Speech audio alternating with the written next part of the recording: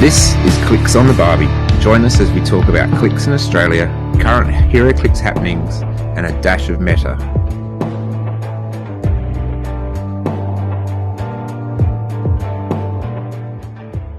Welcome to Clix on the Barbie, episode 18. I'm Ben Jones, and with me I have Rafael Souza. Hello. And we also have Chris Rizzi. Hello. In this episode, we're going to be doing a good, the bad, and ugly, and look at our week that we've just had. Any heroclix play that we've looked at. We have a 3 questions too many. We're going to talk about heroclix coaching and what that might look like. We will also have some questions from Malcolm Rush. So let's turn on the gas, light the Barbie, and talk some clicks. Okay. Well, we've had a new week. Another week's gone by. How's it been for everyone? Raf, what's your good, bad, and the ugly for the week? Let me think. So, I will start with like random stuff, just to kind of like be myself. So because I'm the random guy from the show. So this week started with something different. I have received something that I was waiting for, a package from China that had helium miner. I don't know if you guys know about this, but this is like some cryptocurrency stuff that I am into. And I received this like Monday morning. And I spent the Monday like setting up that stuff and putting up antennas and that bunch of stuff. So that was really good because I was waiting for that for months. I would say that's 2 months at least. And then it's up and running now. It's mining, so just making some passive income. What's good? Okay. Good. Yeah, it's interesting stuff. Like the whole idea of the project is interesting. So they are kind of like building a network. It's called like Internet of Things. It's like people's networks, and you put an antenna up. You use this machine or hotspot, how to say, and then companies can build devices that connect to this network. And let's say something you know those things that like you track kids, for example, like not track kids, but you put it's like Yeah. let me try to explain a little bit better. Oh, It's like a device Raph. Raph. where you know where your kid is, right? So if you don't want to lose, it's like a GPS, but it's not actually like there's no data on the makes sense. Okay, so this sort of stuff can be connected to this network that people are building. So there is like a whole map of Australia, and it's not only Australia, of course, it's the whole world that is doing this thing. And you can see where the hotspots are and how the network is growing. So it's pretty like interesting project. I'm glad that you enjoyed it. Yeah, it's fun. It's fun at least. and on Well, top of that, you make some passive income. So that's good. And I think the bad is that like today I took my dog to the vet to do some tests, and the dog might have some sort of like heart issues. So we will need to investigate a little bit more to see what's going on. Might need to take medicine, and but he will need to do X-ray next Friday to kind of like investigate a little bit deeper what's going on. He's okay, but he might potentially have some like heart problems. So That's not good. That's not good. That's the ugly for the week. And in terms of like clicks, I had again chance to play Terry. Again, I lost to Blackheart. Again, I felt like there's no way for me to beat that team, and everything that I tried does not work. I'm going to the loophole. Like, Pa- Well, I guess now it's like net deck his team and play against him. uh, yeah. And I tried something new. It was basically something that it's kind of like I tried unthemed team. I built it myself. Didn't work. I net deck someone else stuff. Didn't work again. So yeah, that's like one of those things, like the small decisions that we always have to take when we're playing Clix. Yep. Seems that my small decisions are worse than Terry's small decisions, and I ended up always losing. So let's see what we can do for next week. Just keep trying. Keep playing different combos. And look, Yeah. he's very well versed now at playing that team. So once you've played a team lots of times, you can see more and more about what it can do. That's what Yeah. I've found. So, and he's finding all those things, which is excellent. Yeah, there will be a competition again. I think is it like, yeah? I think Clicks It Off is doing competition this weekend, so probably Yes. new teams will be popping up, so I can net deck them. So and try against Terry. Awesome. Let's see how it goes. Thanks, Raf, for sharing. Chris, what about you? What's been your good, bad, and ugly of the week? What have I done this week? That's a good question. Did a lot of housework. Finished off a couple garden beds. Going to start on a couple more this weekend if it doesn't rain. And then just setting into motion some plans for back shed. Yeah, let's change the oil on my new Rav. So that was interesting. And that's about it. Didn't do very much else. Just being Okay. boring. What is that? What's the last one that you said? Changed the oil on my Rav. Oh, okay. This car. My RAV4. My car. Oh, okay. Yeah. Have you watched all of What If, Chris? Yes, I have. Except Yeah. for the missing episode. Yeah, I've obviously the missing episode, but yeah, okay, cool. And you enjoyed it, I'm assuming? Oh, 100%. It was really good. Cool. It Which was. one It is was the fair. missing episode?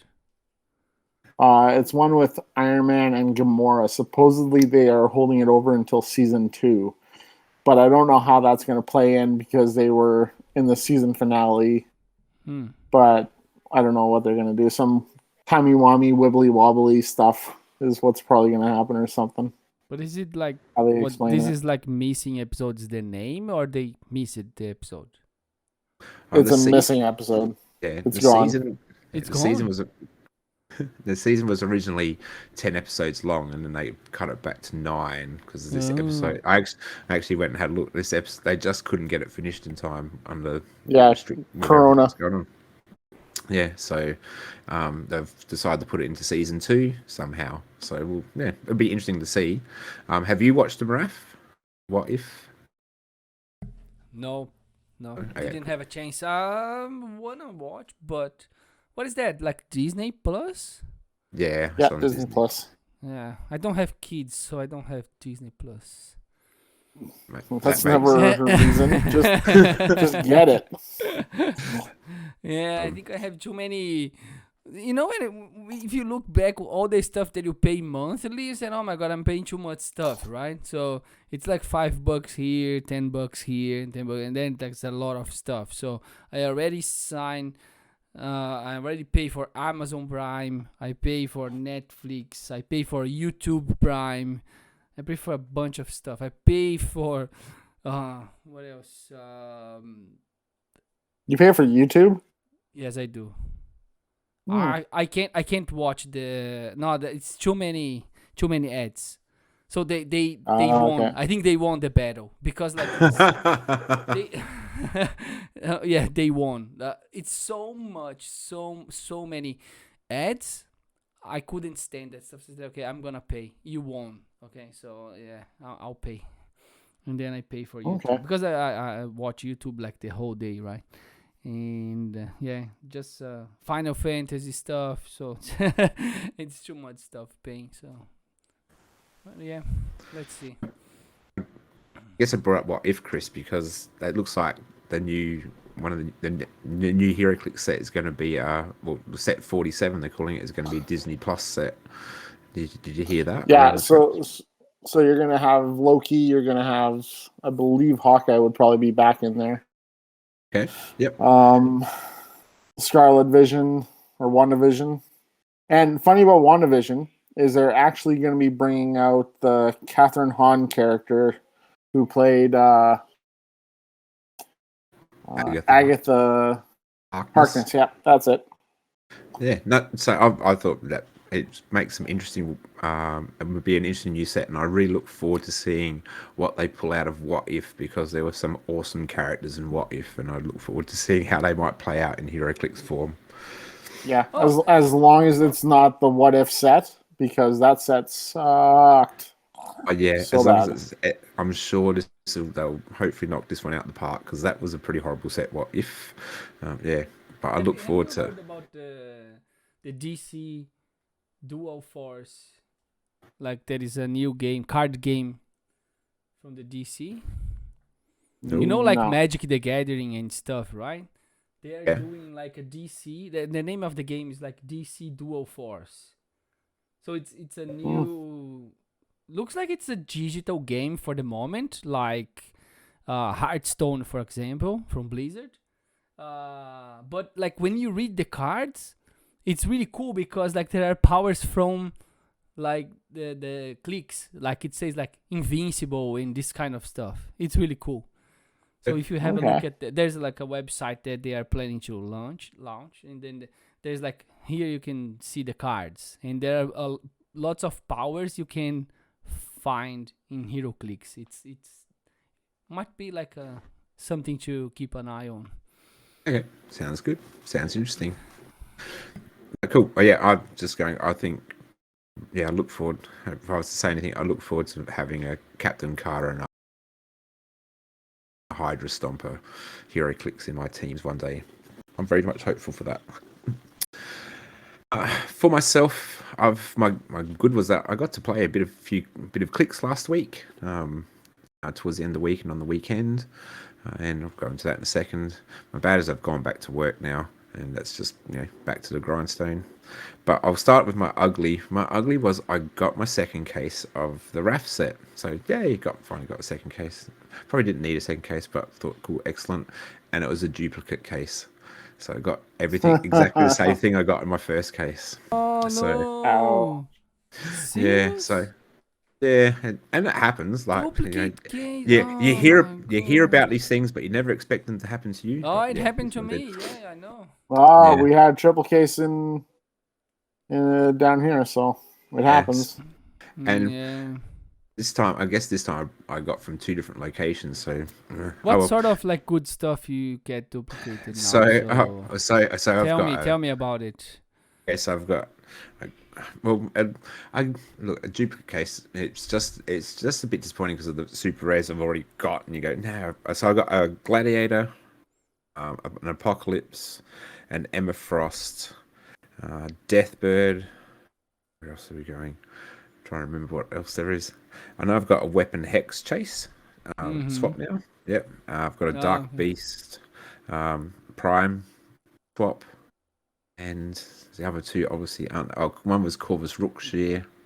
He was another one, and I can't quite remember the last one off the top of my head. But I got trades of them, and so hopefully Yeah, I can find that's some cool. places to trade. And if others, Alan didn't get anything that I got, so I'll be able to trade with him and things like that. So try to trade out for some of it, but that was certainly not exciting to open that one and go, oh, I got this one, and then as I was gradually going through and going, this looks very familiar. I was like, no, but oh well. I still got to open new packets of Clix. That was, I guess, good.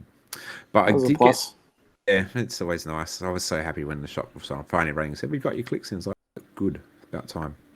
That was probably a bit harsh, but yeah, it seemed to take longer than it should have. But I did get to play some HeroClix.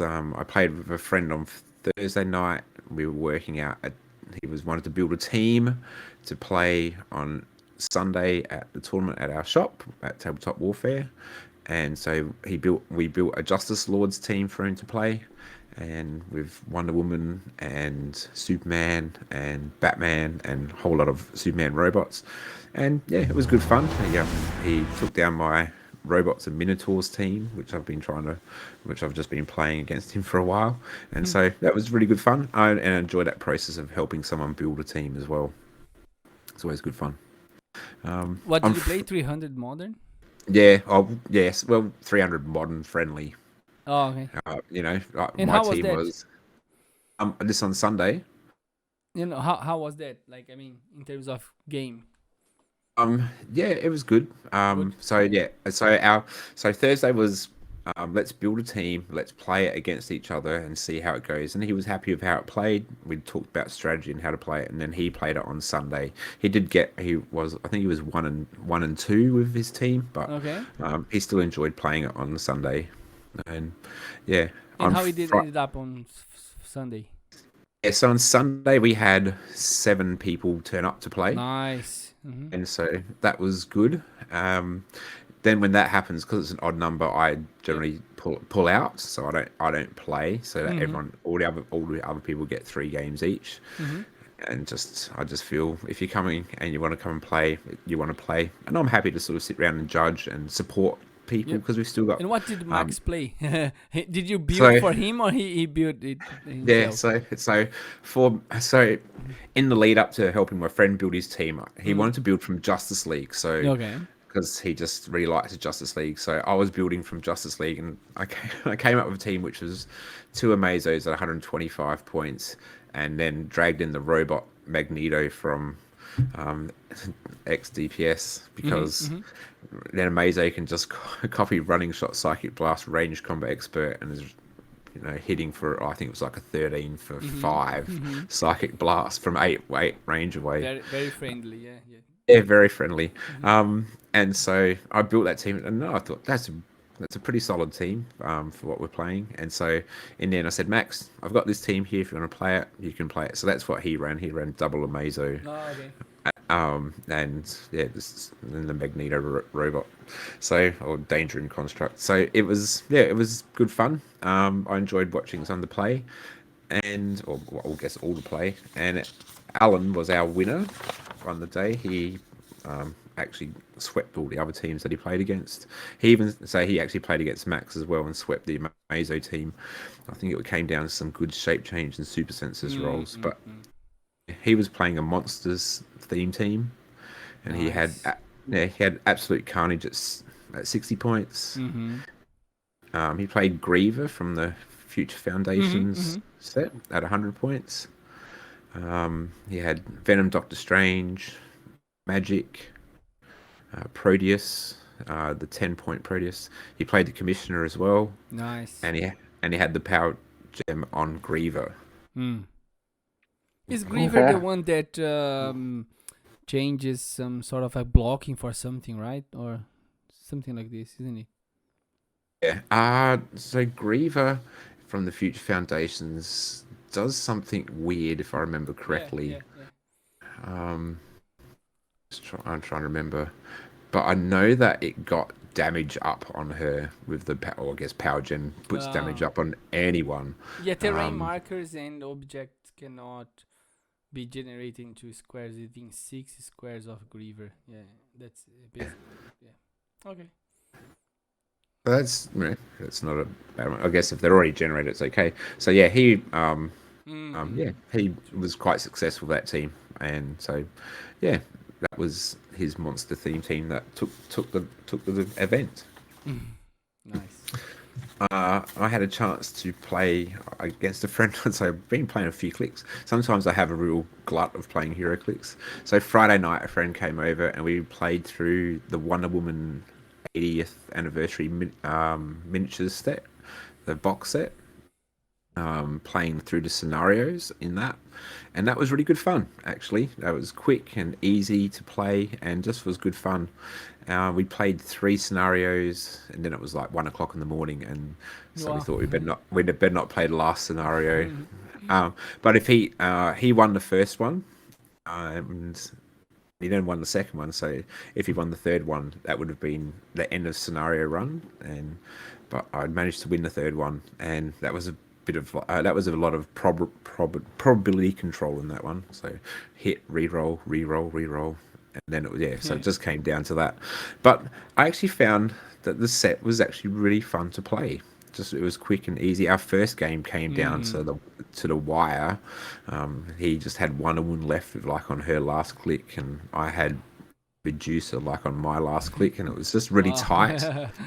Cool. And but didn't know which way it was going to go, and it made me think. I had to play. I played the villains he got to choose, so he played heroes, and I'd encourage people if they haven't had a go, if they've got the box set, to actually give a go at some scenarios. They're just good fun. So so we actually set up to play. We took a photo of it, and so next time he comes around, we'll finish off the scenarios, and which is because then even in that it says play this bystander, which is the Wonder Woman number such and such from the Wonder Woman 80th anniversary set. So I went and found that, so we can have that on there. So I just thought that was actually done really well. Yeah, it might be interesting. And so I thought that was really good, and then I played a game against Anthony on Saturday online, just as we continue to learn more about playing on Roll20 with him. So that was good fun as well. So mine was a very clixy 4 days that I had. A bunch of clicks. So that was my good, and and I guess that was my week. So thanks. Cool. So let's continue to move along, and let's move on with our 3 questions too many. Awesome, thanks for that. All right, so 3 questions too many, where we just kind of go around and just give our answers if we can. So we'll start off. Number 1, how do you mark your figures with giving them action tokens? What do you use? I've seen people use the cardboard box, like rip it up. You use the tokens from the mini packs that you buy, or people use coins, or I think there's the little dice from Warhammer. I think people use that I've seen. So, what about you guys? What do you use, Ben? I guess I go with the poker chips.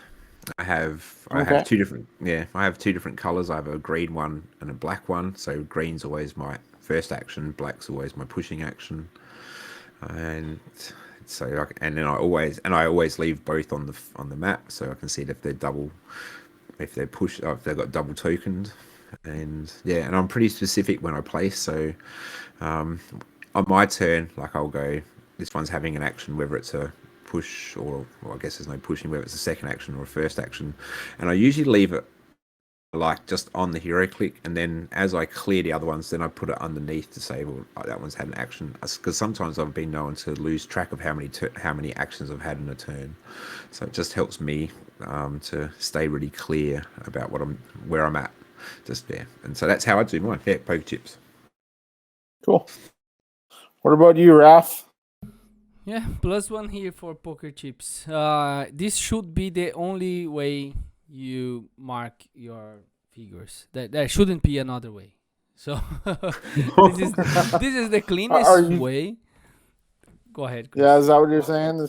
That's the cleanest way, do you think? That's the cleanest way and the most organized. Nothing will hit the poker chips. If you hit the character, the poker chips will stay there. So there shouldn't be another way to mark your figures. I found that any other way you use is confusing and misleading. So that's why I don't like it. People leave things behind. So, let me mark with this little stone here. And this is for you, Terry. I know you understand what I'm talking about. So, because he uses that. Terry uses that, colored stones. I don't even know who sells that stuff. Like, it's like for Dungeons and Dragons. I don't know, like little glass beads. Pieces, yeah. Yeah, that's for another board game, I think. This is so confusing, right? So because you leave stuff behind, you put there. Can you imagine like you have like 8 guys all together in like 16, glasses, like of stones of glasses and stuff, right? You lose control. You lose control because like you hit one, it goes to another character and you don't remember which one had 2 tokens or 1 token. It's very confusing. So just use poker chips. It's way easier for everybody. Wow, I didn't know that you feel so strongly about that, Raf. so, I go with the tokens you get out of the packs is what I use now. So you have the dice and the packs, and that's easiest for me. I use two different sets to mark if it's pushed too far or if it's not. So pretty simple for me is what it is. I think the best one I've seen. I think the best one I've seen is using and I've done it myself, using jelly babies. So I was using I had a pack of jelly babies, and sorry, Raph, I know that would hurt you greatly, but it was great when you cleared because you just ate them then. Yeah. I go clearing, yum yum yum, Yeah. excellent. I tended to clear a lot in that game, but yes, that was probably my funniest one. Yeah. Sorry, Okay, Chris. good. All right, so question number 2. I've only seen one episode of Squid Game, but from what I've seen online, there's different games throughout the series. So I'm not going to spoil anything, but the first one's red light, green light. It'd be interesting to put into some sort of scenario that you can play with heroclix. What are some other ones do you think that are out there that would be? What other different kinds of games would you want to try out? Like not 300 Modern because that's played to death, or 300 Golden, just something different.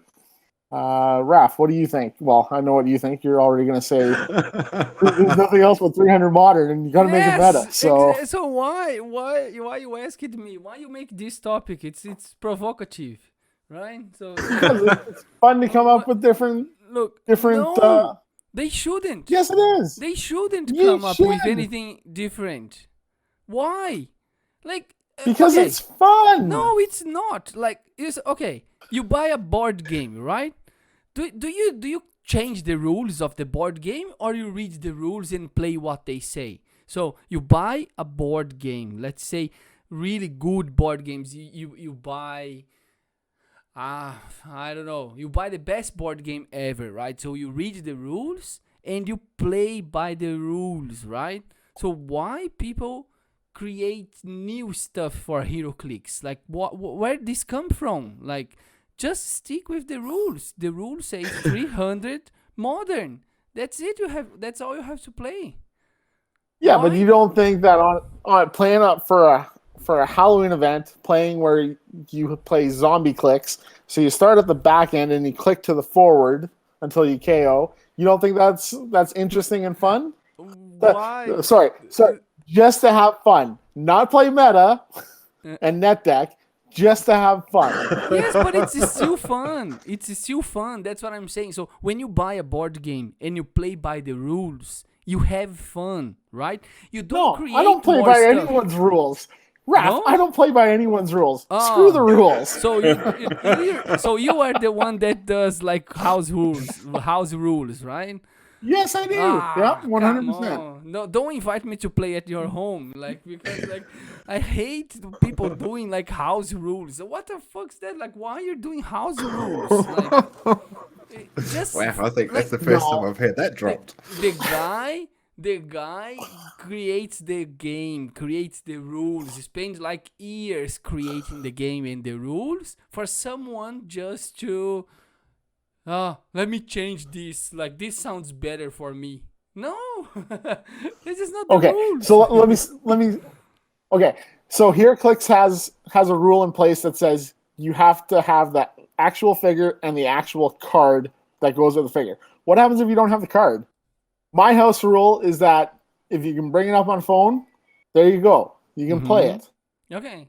That's one of our house rules. So it's not all house rules. That's fine. This is just different events that you can create to make it interesting. To have some fun. You're just ruining everything. It's not making anything fun. And you're just the fun police. You know? It's fun as it is. The game was created and it's balanced and everything as it is. It's not balanced. This game is not balanced. It is balanced. Yeah.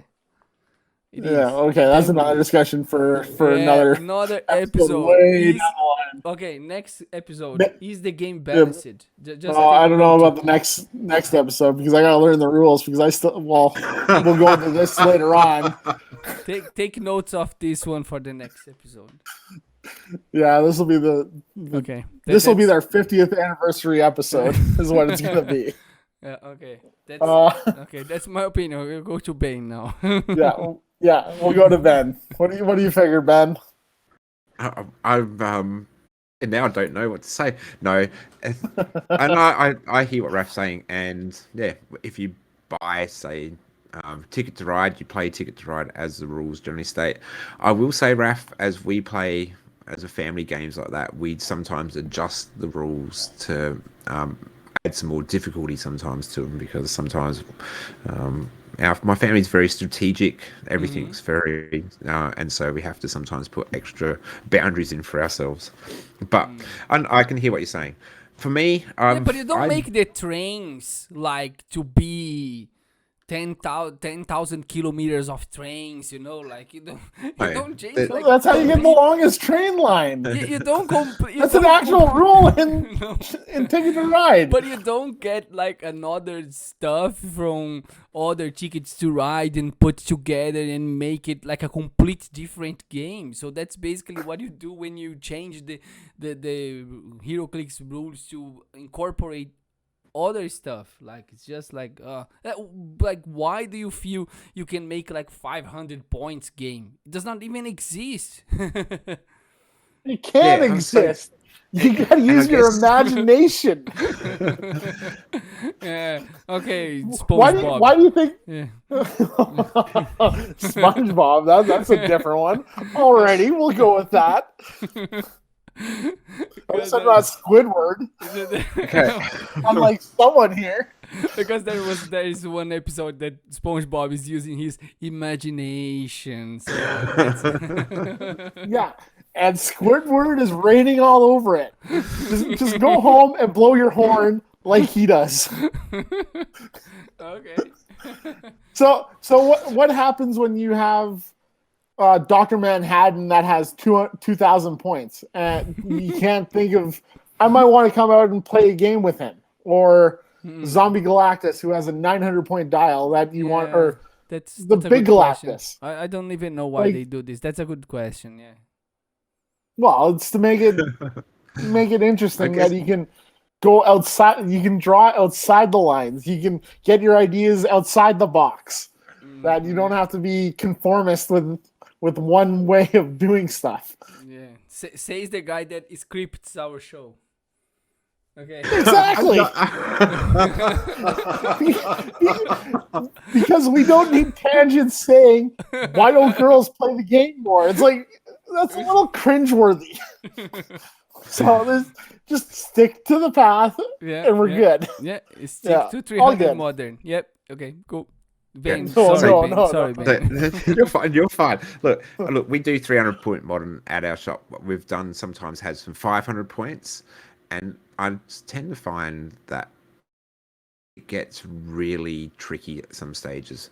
But as Chris was saying, we do have heroclix that are like 600 points, 2,000 points, and so I guess there is some built into the game is built this thing that we can play these high point values. I played a 2,000-point game. It went for a really long time. That's probably my only hassle. You don't want to play a 2,000-point game because that's 3 hours of your life gone to a game of plastic. Yep. And so I've really enjoyed trying to build some other things and for like home and casual games. So before they announced WWE Clix, I created a heroclix Royal Rumble that it must not been because I had the ring. No, it must have been. But I created a Royal Rumble to play, and a friend and I played it. We had chose from Earth X heroclix. I picked out all the 50-point characters. We chose 15 points each, and then we sort of set up, and I made up some rules for it. We rolled a die. We sort of picked each. We went in turns picking a character from out of the pool until we had 15 characters each. Then we made 5 groups of 3 characters, and then it was about rolling the dice to see which group of characters you might bring someone into the Royal Rumble. Had elimination over the top rope, so to be knocked out of Royal Rumble, you had to be hit over the top rope. So all our characters had traded Force Blast to knock people back to the ropes. So you get knocked back to the ropes, and then if you're against the ropes, and you get knocked back out and over them. But you did have a chance to roll a dice and if you roll a 6, you managed to sneak back in under the ropes before hitting the ground. And yeah, it was a really interesting. It took us 2 weeks to play because it was just a long kind of battle. But yeah, we sort of, we sort of sometimes pulled out some music as certain. No, it wasn't that one. Yeah, or we just sort of talked about how characters enter a ring, and yeah, it was. I actually typed up the rules for it, so I had things, so we could always refer back to it if need be. So I don't mind playing some different types of scenarios. I've got another King of the Hill type one that I want to play on the Ryu map from War of Light, which is like a big. I've made it into a big 3D mountain with 6 levels, and so I was going to use the WWE Clix to sort of race up to the top, and then they can battle up on the top and knock each other off. And so I'd like to try some things that are different, not always just play 300-point modern. Don't get me wrong, I do enjoy it, but I do enjoy trying some different things. That's good. So yeah, and I'm just trying to think if there's anything else. I remember playing a long time ago something called like an Armada or Arsenal team, and so for each letter there was a certain type of character you had to have. I was trying to work it out before. I think it might have been Armada. Like for A, you had to have someone who wore an armor, and for M, you had to have someone who was mystical on your team, and for another A, you had someone who was an archer. I couldn't remember what the rest of them were, but just giving those themes sometimes can just be fun. Yeah, it just gives it a different spin on things. It's building a team from a comic book cover or something like that. Yeah. Yeah, it's 300 modern, but you put a limit on it or stuff like that. You just think of different ways of playing the game. Yeah, that's because 300 modern. With that. I'm more okay with that. Yeah, well, that's what we're saying. With limitations, right? But you can just play like some sort of like keywords and this kind of stuff is okay. I just don't like when it goes kind of. You wouldn't be in my royal. Okay. What about this, Raph? What about a game of capture the flag, where you had 2 teams, you had to get to the center, then you had to go back to your side, then make it over to the other side to win?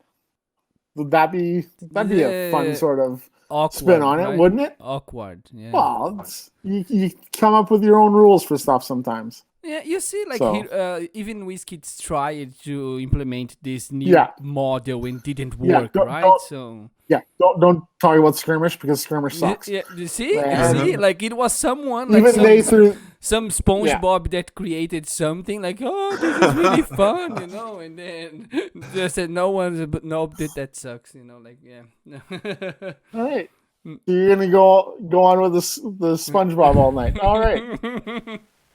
Thanks for that. No, I said some like other people, someone. I think a good balance is actually the box sets that they're making, because they have those little scenarios which are different, and sometimes they are things like see if you can get this many tokens before the other person not KOs the character. That's interesting. I was looking through the different Wonder Woman scenarios, and about halfway through, I think if the bad guys win one and the heroes win one and the villains win one, that's baddies and goodies. What am I a kid at school? The heroes and villains, there's one where it's just like Wonder Woman versus Cheetah. They each have a weapon, and whoever wins the whole event. So it's like just a one-on-one battle arena type thing.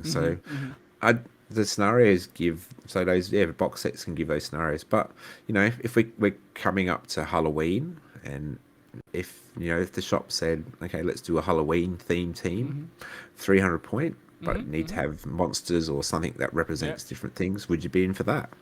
yeah, yeah. Sounds good. Sounds interesting. Yeah. Now I'm gonna pull a Raph here and just go Cool. off on a tangent because I can. Uh, the Wonder Woman versus Cheetah scenario. Yeah. Why does Wonder Woman not have any good villains?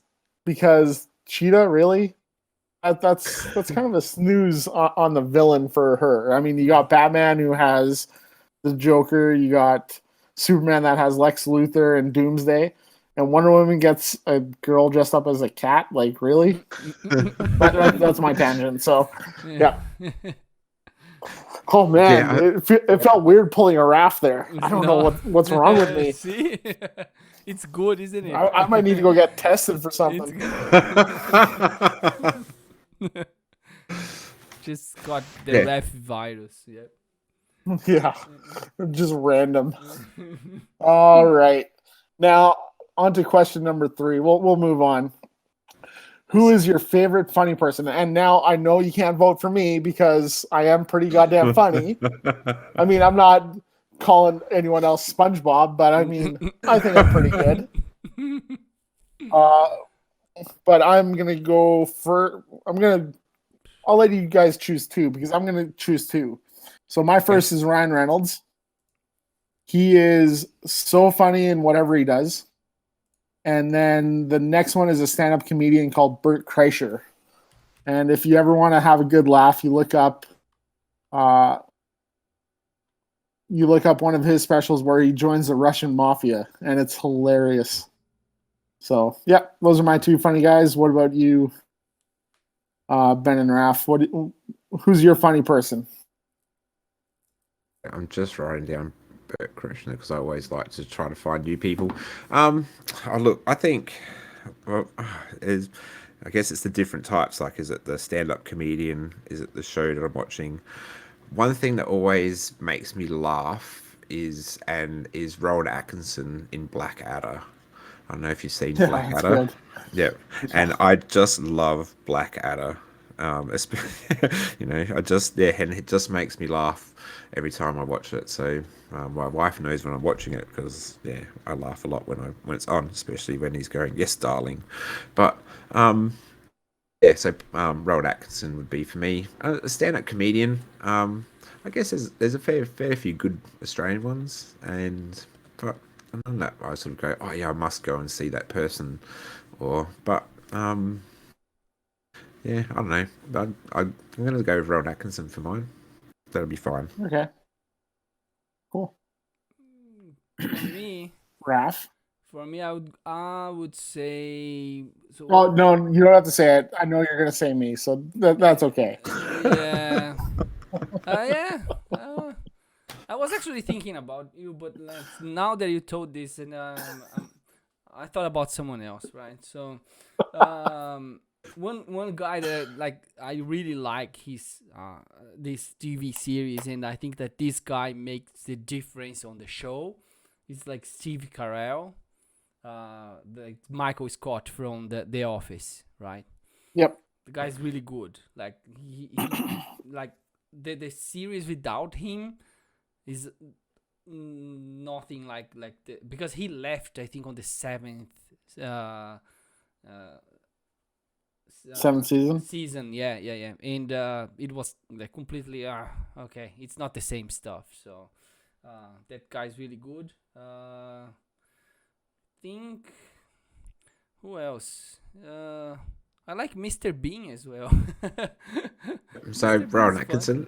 Yeah, Rowan Yeah, that, Atkinson Ronan is fine. Atkinson. that Yeah. guy's fun. Like without even saying anything, like he's so good. So yeah, I think I'll go with those 2. All right, good. The reason I came up with this question was I was watching clips from 2 shows. The League, which is about a fantasy football league, and another one which was It's Always Sunny in Philadelphia. Yeah. So yeah, it looks like a pretty good one. So yeah, that's everything for 3 questions too many. Thanks, guys. No Thanks for problem. that. Thanks, Chris. I enjoyed those. I enjoyed the Clix format question. One for your guys' discussion, but also it made me think back on some really cool things that I've been able to do and play with heroclix. So yeah, I really enjoyed it. So thanks. Well, let's move on to heroclix coaching. So been having some thoughts about heroclix coaching. What does that look like, Raf?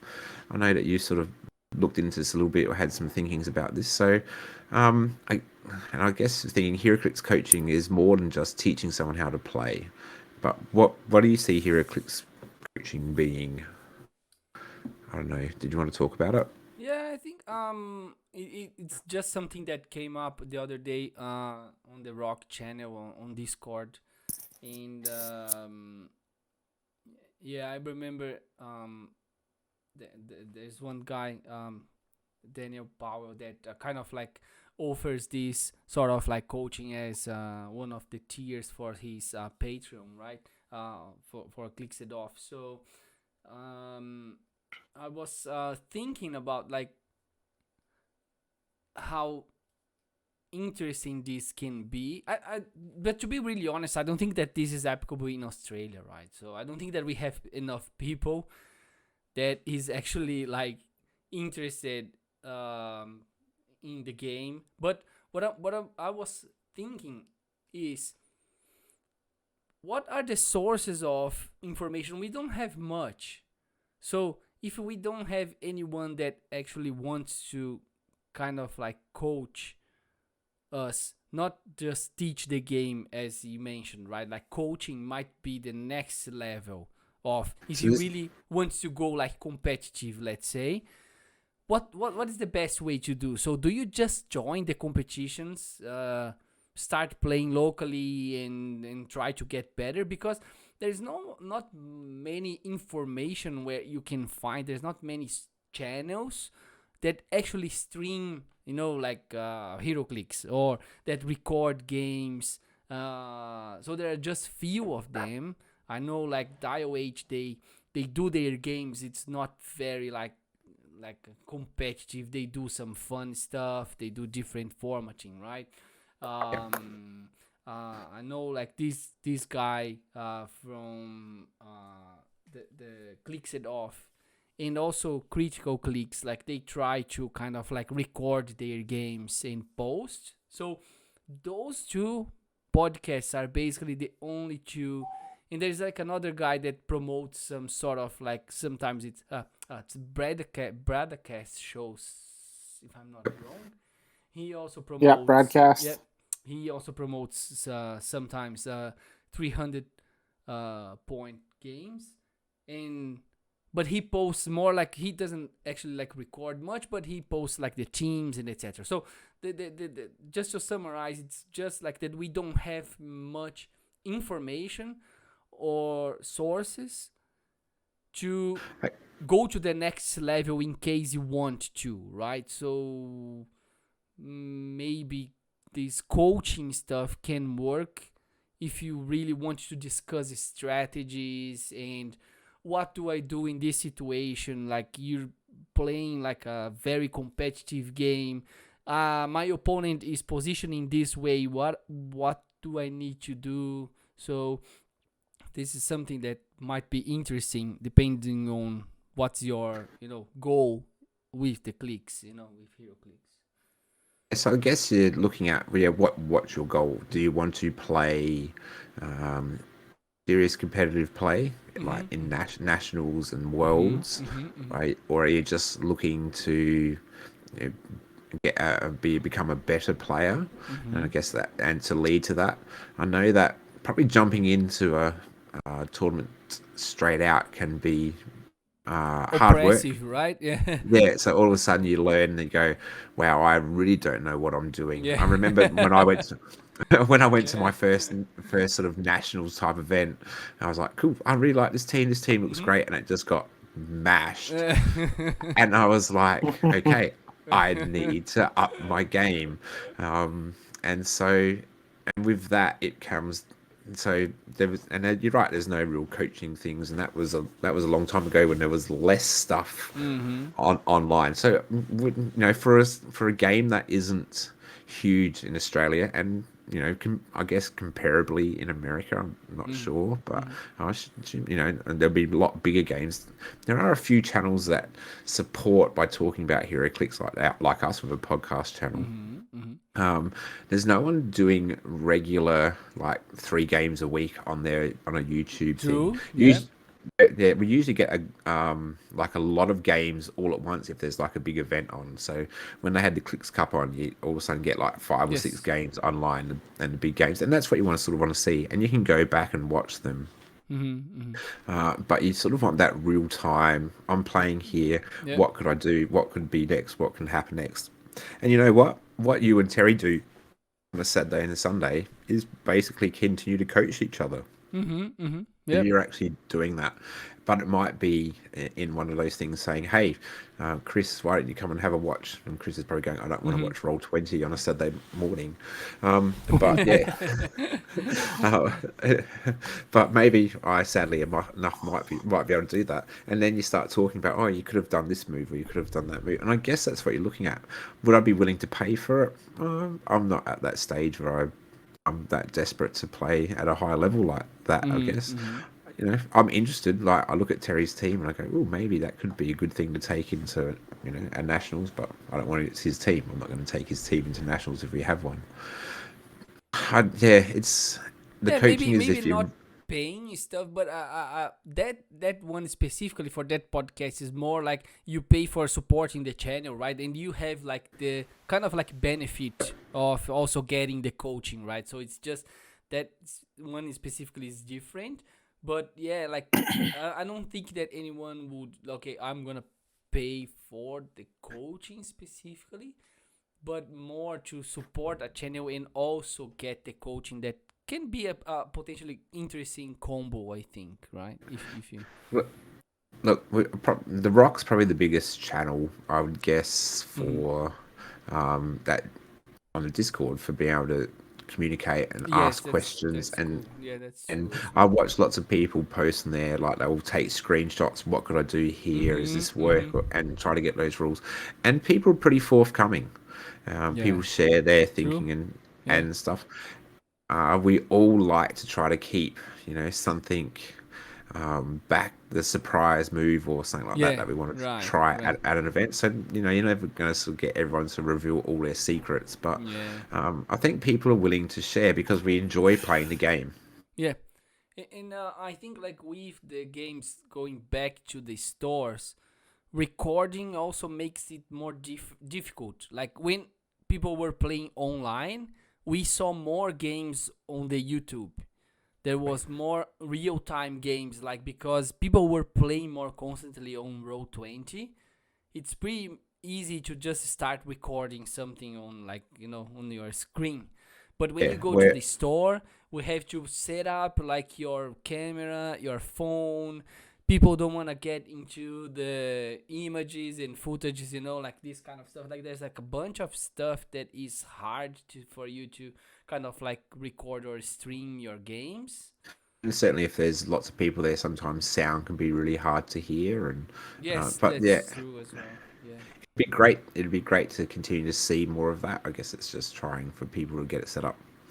Look, I know that um, Teams is probably the best way for coaching. Being Mhm. involved with a couple other people.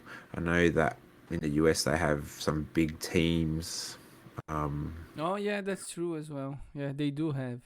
Yeah. and they would share ideas and concepts. I think someone was saying in the PJ Bowl and Kilted Mm. Clix, Mhm. the Kilted Classic, that their teams sort of as they went through, teams were very similar as they went through because the teams people played were very similar because those teams like Phoenix Nest and would Mm. talk to each other and say, "Oh, these are the best pieces that are left in the field," and Oh. so being able to share and talk with someone else is important. If you come to like a nationals just by yourself without any testing or trialing, yeah, it's going to be difficult. Are you suggesting we make like a clicks on the Barbie team? Um, but there is always that. Like, Well, someone's gonna have to tutor me because I don't know anything. So I, That's okay, Chris. you know, I can coach you for free. I'll have to see if Terry is free. that sounds like actually. But look, it could be one of those things. If if you're interested and have the time, you could, if and like we don't know what's going to happen, but if they do like they had sealed what was no constructed teams last year on for their nationals, we could get together and start playing teams against each other. I know that leading up to the 2019 nationals, Alan, Anthony, and myself, we communicated very strongly over Messenger, sharing teams, sharing ideas, and Anthony would send me a team, and I'd say, "I like this, but don't like that. I think this will go down quickly," and we picked apart each other's teams, and Al and I got to test teams out against each other. But yeah, it's that. I think it's more that building some people who you can share ideas with, and we brought Max into that, and he shared some of his ideas and what he was thinking of too. So, sharing ideas. Chris has some good memories about the team tag that from that net, right, Chris? Yeah. You mean the one where we upset Chris so much that you made him rage quit? Yeah. That's not good memories. And I felt bad after that. And I wasn't even. Yeah. The other guys didn't even play, right? No, they got a turn in, but there was no point in doing it because it was too horrible to talk about. It was bad. We wiped the whole back line in one turn. Pretty much. Was that your starter Thor from the Thor set Hulk and the Hulk and Korath? Yeah. Korath, yeah. And then Raph said, "Just bring stuff to perplex," so I did, and it was bad. So what we did, we put Hulk on +3 damage, +3 attack, +3 movement, and like sent him to the other side of the board to kill everything. Okay. After that game, I had to go to the church and just say, "Please God, forgive me." Then after that, I had to go back and take a shower. And then after that, I had to take another shower because I was still feeling pretty dirty from that game because that was disgusting. Okay, so I guess going back to your thing about other Clix formats, that's one that I don't know. Is unique. Maybe I don't know. We play that what we had the duo format. You both bring a 300-point team. Yeah. You have it. And so it's 2 people versus 2 people on the same map, 2 300-point teams, and you battle off. Which is it is pretty ridiculous. I know that. I think the year before we played 3. Or one year we played 3 balls of fury on a team because we had 3 of them, and it was not nice at all. So I understand that feeling really dirty, Chris, because Balls of Fury has nothing on that Hulk because that was just bad. So, but hey, that's one of those other formats, and actually, Raph's. Oh, look at that, Raph! You actually played in a different format. Yeah, that's true. Look at that, Squidward getting out of his comfort zone. Okay, so coaching, would you pay for it? Probably not. I don't mind the idea of it being a something kind of Patreon tier where if I was a part of that Patreon, I could send in teams and say, cool. "Hey, what do you think to this here?" And can I catch up? So if you're willing to pay for Patreon, which some people are, why not? If that's what they're offering. Do you want me to tell you what this reminds me of? Now, back in I think it was 2008, 2006, somewhere in there, I went to Vegas with my 2 buddies, and let's say that I got into heroclix to get away from gambling a little bit. I'm okay with telling people that because that's the reason. Yep. Okay. Now, I went to Vegas. I took out pretty much all the cash I had, which was, let's say, around $5,000, and I was spending $500 to $700 per spin on roulette.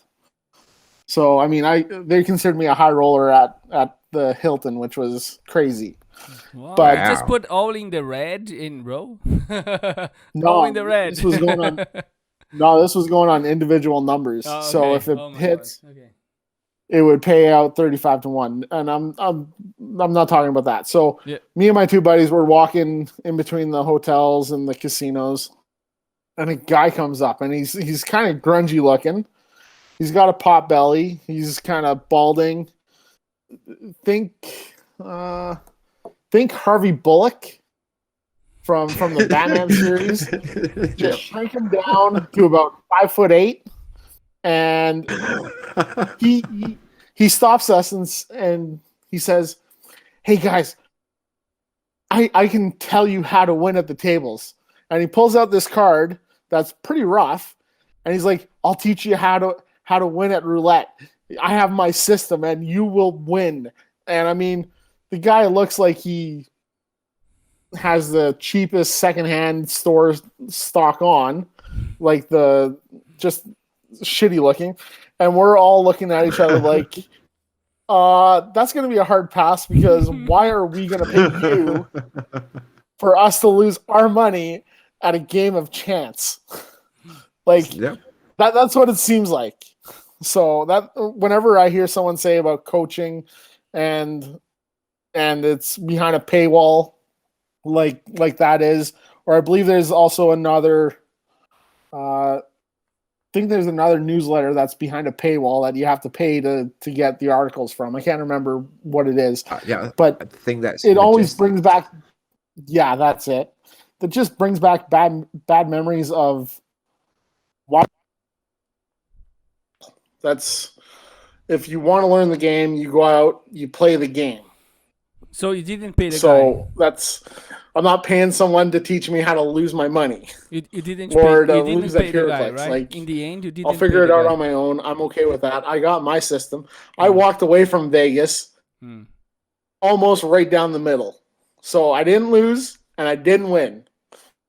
It was perfectly down the middle, and we got about three or four good meals at one. Oh, you didn't pay the guy in the end. You didn't pay the guy. No. So that's I had why my you system. didn't. That's why you didn't get rich, right? No, I So could have got rich. You No, kind of like I broke even. regret. I broke even for that trip. But I mean, I was going. You don't even know what the system was. So what if you get rich? So I hear what you're because saying. I got my system. yeah, okay. You go 00, 2, 5, 7, 10 sometimes. Go 17, 20, 24, 29, 32. You load up those two numbers all the way around. Yeah. And then you go on the high numbers. So you go 26, 27, 28, 29, 30, 31, 32, 33. And then that's my system. Okay. That's just magical. It only works half the time. Okay. Yeah, it's magical numbers. Right. So, that's yeah. I hear what you're saying. Why would you pay for something that's a chance thing anyway? So it's why do you pay for something behind a paywall? If you have to do that, it's not that good in the first place, if you ask me. Yeah. Fair enough. No, so I think the best thing you can do is just play with other people and find people you can talk to about the game. Yep. And I think that's and the more you play, the better you get. And just I think there's lots of good advice and lots of good ideas out there around the place that are being shared by people. So I think it's all pretty open. But if you're looking for something a bit more intense, Raph, you just got to find someone to play more regularly. Yep. Yeah. Okay. Well, that's another great discussion tonight. I'm really enjoying them. So shall we move on to our Malcolm Rush questions that he has sent us. Now, Raph, did you want to lead this? No, go ahead then. Go ahead. Okay, cool. So Malcolm from Japan has sent some questions to us and they're Halloween questions. So I don't know where you guys sit for Halloween, but let's have a look. So number one is, what is your favorite and least favorite Halloween candy? So I'm going to go Chris because I reckon you've probably got the most experience with Halloween. Whoa, wait. Is that just because I'm fat that you're saying that? No, About the it's candy? not that Is that because why I'm I'm sure. going first, Ben? Ben, No, I not don't that think so, way. but You said Ben, experience with Halloween or experience with candy? Yeah, just sort of yeah, which one is it? experience with Halloween. So, For candy, it's the worst ones are those candy corn ones. They're kind of yellow and white. Yeah. You leave those wherever you get them. That's a hard pass. I'd have to say the full size candy bars you get at some places. That's the best, I think. to get a full size, get a full size Yeah, bar get a is full nice. size Kit Kat. So, Raf, yeah. what about you? Did you have a favorite Halloween candy? Are you a Halloween person? No, it's not a tradition in Brazil, and it's not like a tradition in Australia as well. There are some stuff around, but yeah, I think it's more like American, Canadian, or Europe stuff, I guess. So, but yeah, when I was in the US, I think I was there like during Halloween. Stuff that I like is more those like yummy stuff, like the jelly, the one that looks like uh worms or something like this. I don't know the name of that stuff, but I think it's Like gummy yummy. worms? Yeah, gummy worms. Yeah, that stuff. That's Okay. the one I like. Yeah. You know what a good one was? Caramels. You got little square caramels back in Canada. Ah. They were really good, and Tootsie Rolls. Tootsie Rolls are awesome. Yes, that's one thing we brought up. I think when I went to the US many years ago, it was just after Halloween, so all all the candy was on sale at shops, and so I was like, cool, we'll grab it. We'll grab some Tootsie Rolls, and we took them home with us, which is really nice. I did enjoy them; they were cool. For myself, yeah, as I guess Raf, as you're saying, Australia doesn't really. Well, I guess it's growing in Australia, celebrating Halloween, but it's not something we really do much or I celebrate. I don't know if it's celebrate, but yeah, and so and because it's I guess yeah. So I don't know. I'd probably be with Chris if we were doing Halloween. I prefer to get full size candy bars than just little ones. But yeah, that's yeah, it's not something we really do. Okay, we'll keep moving on because I don't think we're going to have many. What was your favorite or least favorite Halloween costume you either wore as a child or an adult? So, Raf, have you ever dressed up for Halloween? I did, and I was at Disney at the time, so I think it was the only time that I actually dressed for Halloween. It was really fun. I was dressed as Death. Nice. So yeah, I had like the um what did I have? Like I didn't have the Scythe. mask. Yeah, that stuff. What's the name of that? Scythe or something like this? Yeah, Scythe. Yeah. Yeah, Scythe. Scythe. Yeah, that's the one. Yeah. I got that one and a cape or a robe or something like this, and yeah, A that's cloak. basically a cloak. Okay, that's my favorite because it's the only one I use it so far. So. Okay. Chris, what about you? It's got to be Superman dressing up. I had a chest plate, and it was for my bachelor party. How we went out. It was right before Christmas. Nice, nice. For myself, yeah, I haven't dressed up for Halloween. I guess the closest I get to dressing up is dressing up for Book Week when we have Book Week at school. Did you dress as a book yourself? No, Yeah, choose your own adventure. well, I am very much like, oh, yeah, this is extra work. I don't want to have to do this. So this year I just got a big piece of card and we were reading Lion, the Witch, and the Wardrobe. And so I just came as the wardrobe door for, I just held a big piece of card in front of me and came as the wardrobe door. So that's my I'll just be right back, latest guys. costume. Yeah. Okay. we'll keep moving on because let's keep moving through. Have you what's your favorite Halloween costume you've seen someone else wear?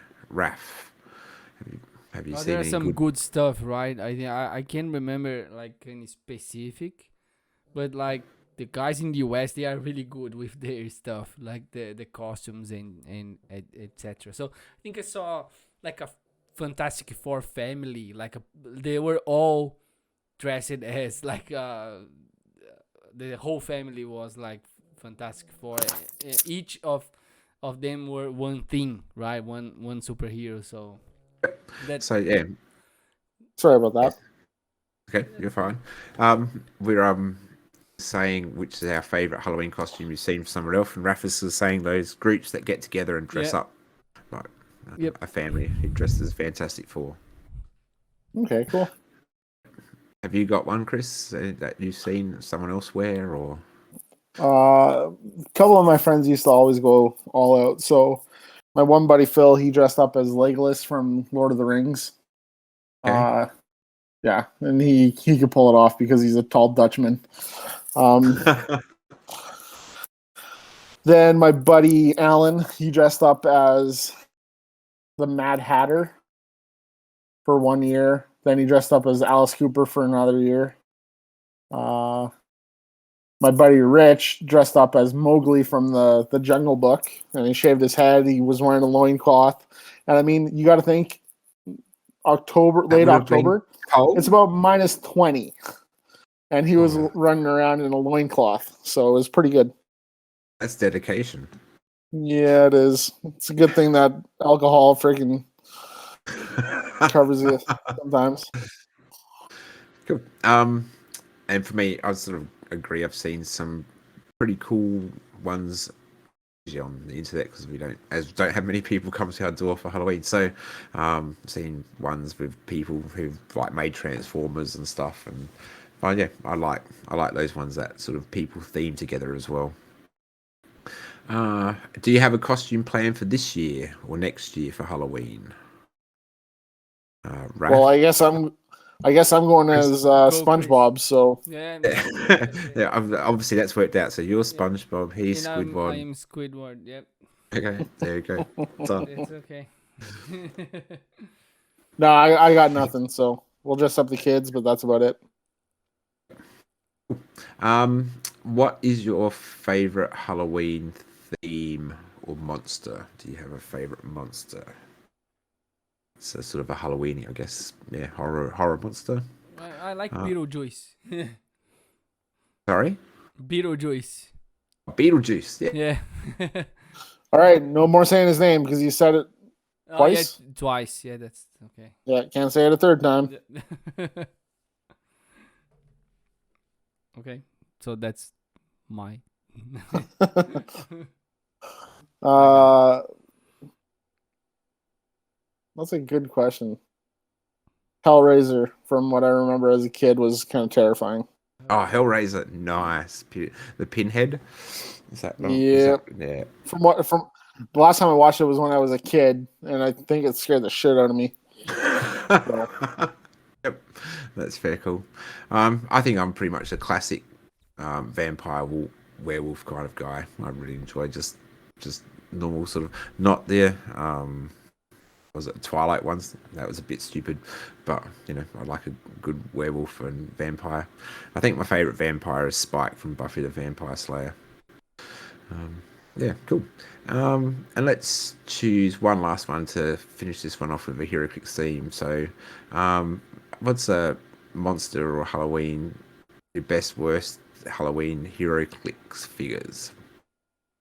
Which one do you have? So, I guess yeah, Halloween figures. If you were to think of figures that you'd use for a Halloween team, what would they be in heroclix? Frankencastle. Yeah, I did it. Yeah. He was great. Oh, I actually really enjoyed playing him. I enjoy playing the zombies. Zombies is I always enjoy playing a good zombie team. It doesn't have to be the chase zombies or anything like that. I just enjoyed it. I used to call them. Is it the zombinis or zombies? Yeah, zombies from the Spider-Man set that came out a long time ago. They're always good fun to play. Raf, I'm guessing you're Magog. Oh yeah, or some sort of like Wendigo. monster. Yeah, monster team would be some. And it's quite like actually, you know, in the meta again, right? So yeah, Wendigo, those you know, monsters stuff like what else? The Scarab and is this Sky Yeah, Tyrant all monster? all the Secret Six of monsters. Yeah, Secret Six. Yeah, so something around around that. Cool.